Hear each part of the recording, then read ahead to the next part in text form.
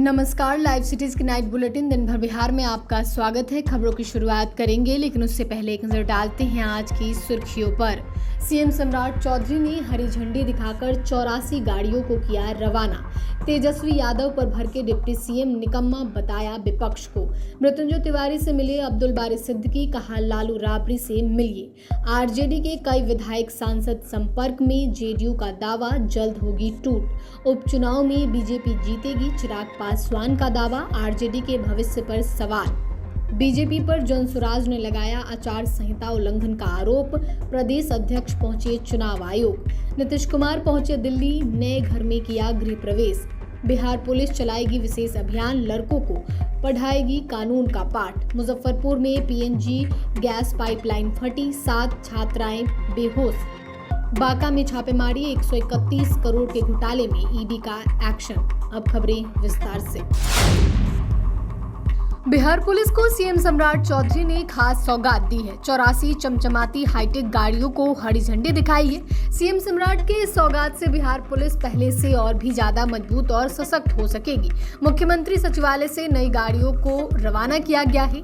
इससे राज्य में कानून व्यवस्था को मजबूत करने में मदद मिल सकेगी। जानकारी के मुताबिक मुख्यमंत्री सम्राट चौधरी ने पुलिस विभाग को 48 नई पुलिस बसें, 30 स्कॉर्पियो और 6 अत्याधुनिक एम्बुलेंस सौंपी है। इन गाड़ियों से पुलिस की कार्यक्षमता में बड़ा बदलाव देखने को मिल सकेगा। नई स्कॉर्पियो और पुलिस बसों की मदद से जिलों में गश्त और तेजी से होगी। अपराध की सूचना मिलते ही पुलिस पहले से कम समय में घटनास्थल पर पहुंच सकेगी। डिप्टी सीएम विजेंद्र प्रसाद यादव ने नेता प्रतिपक्ष तेजस्वी यादव पर तीखा हमला बोलते हुए उन्हें निकम्मा विपक्ष करार दिया है। पटना में एक कार्यक्रम के दौरान उन्होंने कहा कि जो लोग सरकारी खजाना खाली होने की बात कहते हैं, उन्हें ही पता होता है कि खजाना भरा है या नहीं। विजेंद्र यादव ने कहा कि उन्होंने इतना निकम्मा और निष्क्रिय विपक्ष आज तक नहीं देखा। उन्होंने कटाक्ष करते हुए यह भी कहा कि ज्ञान के अभाव में तेजस्वी बेबुनियाद बयानबाजी करते हैं और खजाना खाली होने की बात, खजाने की बात केवल एक चोर ही अच्छी तरह से कर पाता है। दरअसल आपको बता दें तो तेजस्वी यादव ने सवाल उठाया था कि बिहार सरकार का खजाना खाली है, जिस पर डिप्टी सीएम विजेंद्र प्रसाद यादव का जवाब आया है। बांकीपुर सीट पर होने वाले उपचुनाव से पहले आरजेडी को झटका लगा है। पार्टी के मुख्य प्रवक्ता मृत्युंजय तिवारी ने पार्टी के सभी पदों से इस्तीफा दे दिया। ऐसे में उन्होंने आरजेडी नेता अब्दुल बारी सिद्दीकी से मुलाकात की। इस दौरान मृत्युंजय तिवारी ने अपनी बातों को रखा और अब्दुल बारी सिद्दीकी के सामने। इस बारे में आरजेडी नेता अब्दुल बारी सिद्दीकी ने बताया कि हमारा वर्षों का रिश्ता है। उन्होंने मेरे सामने अपनी बातें रखी। उनसे हमने कहा कि वे अपना पक्ष पार्टी के राष्ट्रीय अध्यक्ष या फिर वरीय नेता के सामने रखें। उन्होंने यह भी बताया कि मुझसे मृत्युंजय तिवारी ने एक बार पहले भी शिकायत की थी, लेकिन मुझे यह नहीं लगा था कि वह इस हद तक बातें बढ़ जाएंगी। अब्दुल बारी सिद्दीकी ने मृत्युंजय तिवारी को सलाह दी कि मीडिया के सामने इस्तीफे के अनाउंसमेंट से पहले उन्हें पार्टी के राष्ट्रीय अध्यक्ष और पूर्व मुख्यमंत्री लालू प्रसाद यादव या तेजस्वी यादव के सामने अपना पक्ष रखना चाहिए था। बिहार विधानसभा के मॉनसून सत्र के पहले सियासी हलचल तेज हो गई है। जदयू के विधायक आदित्य कुमार के बयान ने राजनीतिक गलियारों में नई चर्चा छेड़ दी है। उन्होंने दावा किया है कि राजद में बड़ी टूट हो सकती है और कई विधायक सांसद पार्टी छोड़ने की कतार में हैं। उनके मुताबिक कई लोगों ने एनडीए में संपर्क किया है। साथ ही बिहार के मुख्यमंत्री सम्राट चौधरी और पूर्व मुख्यमंत्री नीतीश कुमार को बिहार का नेतृत्वकर्ता बताते हुए कहा कि आने वाले दिनों में राज्य की राजनीति में बड़ा मोड़ देखने को मिल सकता है। साथ ही बांकीपुर उपचुनाव को लेकर कहा कि एनडीए भारी बहुमत से चुनाव जीतेगी। प्रशांत किशोर कोई फैक्टर नहीं है। केंद्रीय मंत्री चिराग पासवान ने पटना पहुंचने पर बड़ा बयान दिया है। उन्होंने दावा किया है कि बांकीपुर विधानसभा उपचुनाव में भाजपा बीजेपी की भारी जीत होगी। उन्होंने विपक्षी पार्टी आरजेडी और तेजस्वी यादव पर तीखा हमला बोलते हुए कहा कि इस चुनाव के बाद राजद के राजनीतिक भविष्य पर सवाल खड़ा हो जाएगा। चिराग पासवान के बयान और बांकीपुर उपचुनाव पर कहा गया। चिराग पासवान ने कहा कि विपक्ष और खासकर तेजस्वी यादव को यह भी नहीं पता कि इस चुनाव में जमीनी हकीकत क्या है। उन्होंने आरोप लगाया कि राजद की नजदीकियां हमेशा नकारात्मक रही है। जिससे उनके भविष्य पर अब संकट मंडरा रहा है। भाजपा द्वारा आखिरी समय में अभिषेक कुमार सिन्हा की जगह नीरज कुमार सिन्हा को उम्मीदवार बनाए जाने पर चिराग पासवान इसमें बचते दिखे। उन्होंने कहा कि उम्मीदवार से कहीं ज्यादा एनडीए की विकासवादी सोच और नीतियां महत्वपूर्ण है।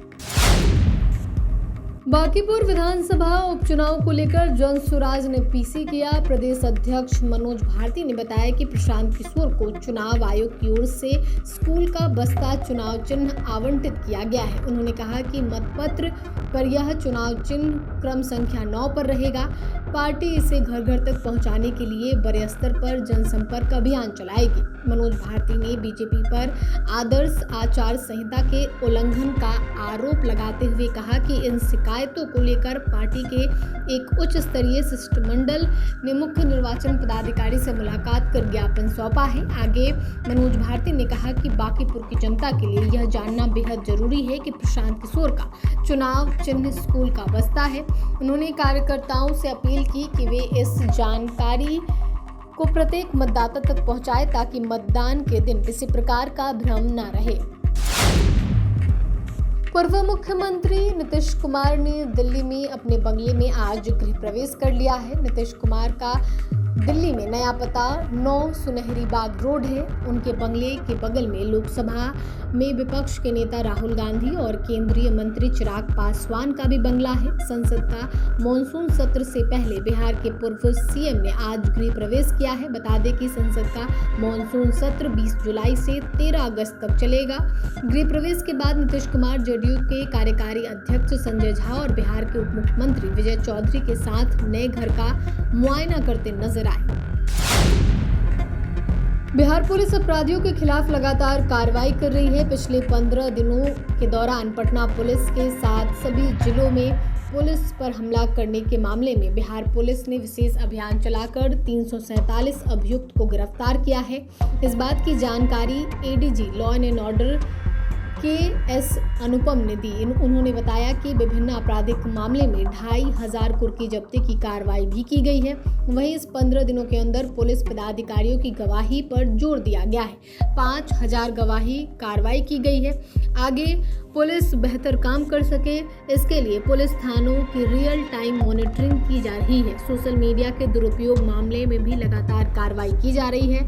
100 के करीब FIR दर्ज किया गया है और लगातार इन मामलों में गिरफ्तारियां की जा रही हैं। इन सब के दौरान एडीजी लॉ एंड ऑर्डर ने बताया कि बिहार पुलिस महिलाओं की सुरक्षा को लेकर बेहद गंभीर है।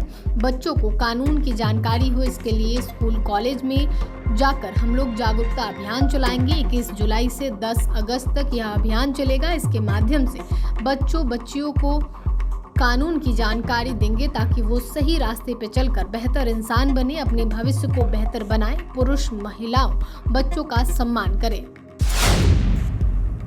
मुजफ्फरपुर में PNG पाइपलाइन फटने से रोहुआ इलाके में अफरा तफरी का माहौल कायम हो गया, जहां बुडको के निर्माण कार्य के दौरान JCB से खुदाई करते समय गैस पाइपलाइन टूट गई। पाइपलाइन फटने के बाद तेज आवाज के साथ गैस का रिसाव शुरू हो गया, जिससे इलाके में अफरा तफरी और भगदड़ जैसी स्थिति बन गई। हादसा स्कूल के महज 20 मीटर की दूरी पर हुआ।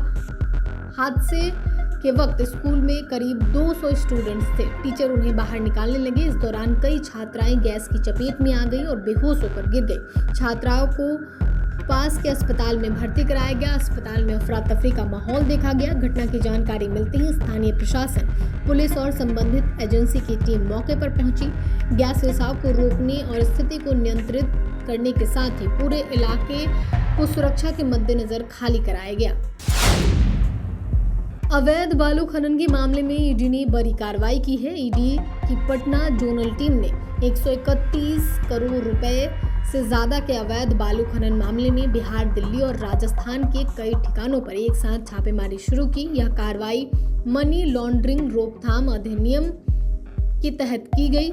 ईडी की जांच Mahadev enclave private limited company के खिलाफ चल रही है। एजेंसी के अनुसार इस कंपनी का नियंत्रण राजस्थान के श्री गंगानगर के चंदक परिवार के पास है। कंपनी का संचालन अशोक चंदक और उनके बेटे राघव चंदक कर रहे हैं। जांच में सामने आया कि 2000 2015 से 16 और 2022 से 23 के बीच कंपनी ने बिहार के बांका जिले में बड़े स्तर पर बालू का अवैध खनन किया है। ईडी का दावा है कि इस दौरान करीब 131 करोड़ रुपए से ज्यादा कीमत की बालू का अवैध तरीके से निकाला गया।